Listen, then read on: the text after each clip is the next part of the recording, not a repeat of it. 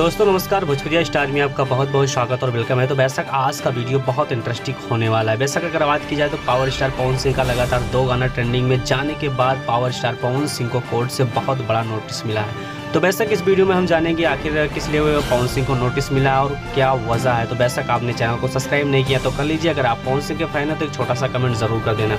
बलिया के स्थानीय कोर्ट से निर्देश दिए गए हैं कि खिलाफ पक्ष में रखने के लिए 5 नवंबर को तारीख दिया गया था। पवन सिंह की पत्नी ज्योति ने भरण पोषण करने के लिए मांग अर्जी की थी। 22 नवंबर की जारी में ज्योति ने अर्जी दी थी और कोर्ट ने 5 नवंबर को अपना पक्ष रखा कर नोटिस दिया था। बीते ही 2 जून को अदालत ने कहा कि लेकिन किसी भी कारण कोर्ट नहीं पहुंचे। बात की जाए तो पवन सिंह ने 2 बार कोर्ट ने उनको देखा जाए तो आदेश दिया, लेकिन दोनों बार वो कोर्ट नहीं पहुंच पाए। लेकिन बीते ही बात की जाए तो नवंबर की जो 7 डेट को इनको तारीख मिला, उस तारीख को भी पवन सिंह को कोर्ट में पहुंचना बहुत ज़्यादा ज़रूरी है जुलाई में, और वो 1 अगस्त को भी पेशी होने का नोटिस दिया गया है।